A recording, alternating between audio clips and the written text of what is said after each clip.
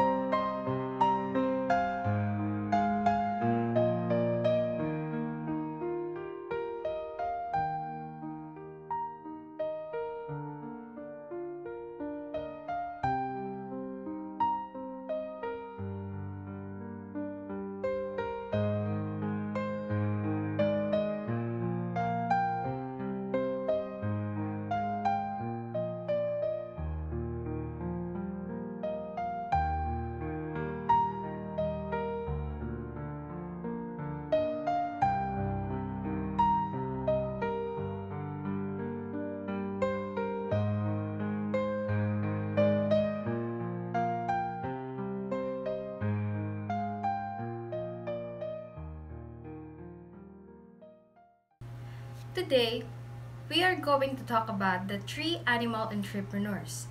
What kind of animals they have, what kind of animals they take care of, if it is one of their source of income or occupation. Let's take a look at their story about being an animal entrepreneurs.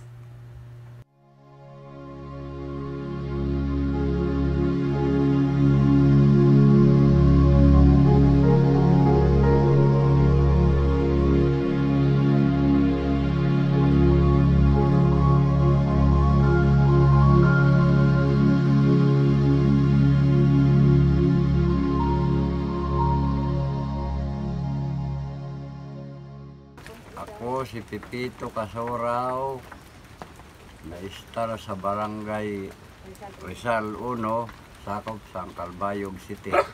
Edad 67.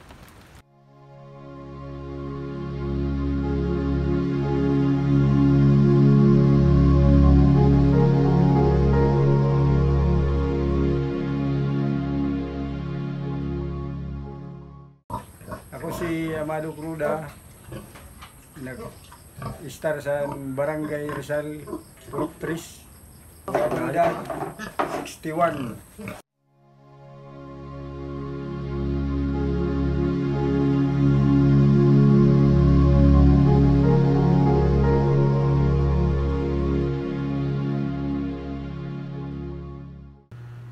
Marcelino Di Cabacaba Jr. Naka-star ako dito sa Calbayog Rizal 1. I'm currently 23 years old.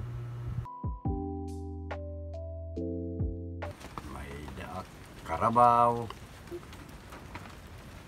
usala. Naghayupan sa baboy. Adingani akong alay didi. Akong kuha niya na. Ada sa amon ginaalagaan ada mayda manok nga sabong mayda nagbubunay siya lang. Ay nakakabulig man sa nakon pagtrabaho, pagkargasan magbugat. Nakakabulig ito nga akong karabaw kaya hindi ko madara. Dara ko man sa iya.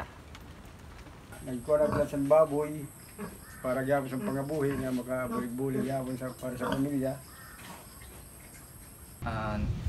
Actually, ini nagtikang inisan kuan hobby sa akong papa. Ang hobby sa akong papa is an mag-alaga sa manok. Tapos ang una niya ginalagaan is an panabong. San una kuan pero siya nagdadaog at the same time liwat perde siya kay ang iya panabong is nakuha pa siya budget para la i-sustain. Tapos adto nagkamay da problem. Tapos tungod sana naghimo solution adalaga iya hobby at the same time sustainable na. So ang panduwa na ginimo is nag-create ang chicken broiler na. Ito na pangkaon ang kakarne. Kaya gimpapakaon. Tapos kung kuan palubugon. May ito nanira kuan.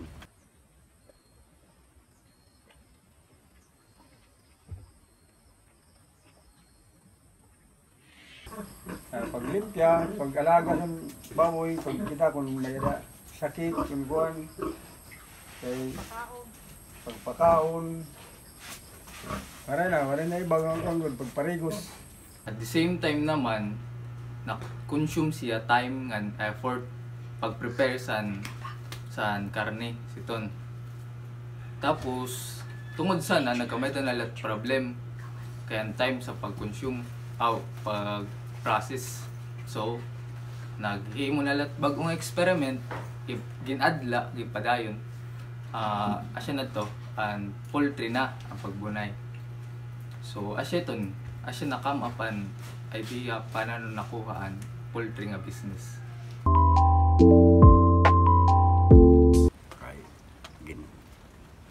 Pwede ka liwat, kaya kakaryadahan ko may nagpapakaryada, mga kupras. So nagadito nga, kinukuhaan ko sa pangabuhi. Pag alalay hapon sa likuan, kung kumita, makabuhi.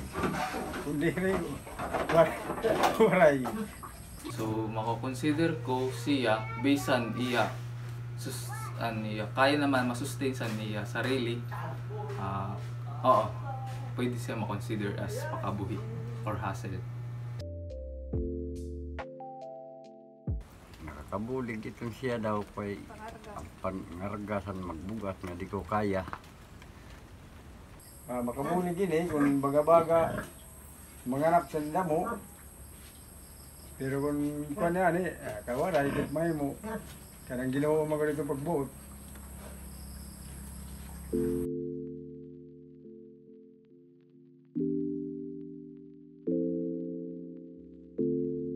We all have heard their different stories about taking care of different animals.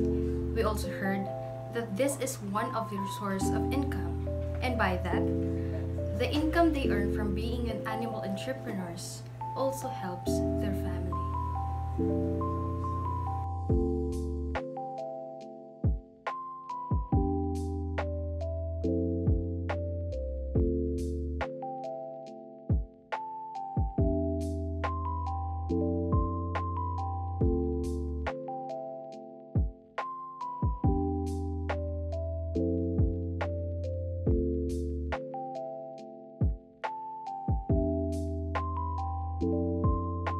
Having a source of income as an animal entrepreneur is crucial for several reasons, like sustainability, growth and investment, and personal financial security.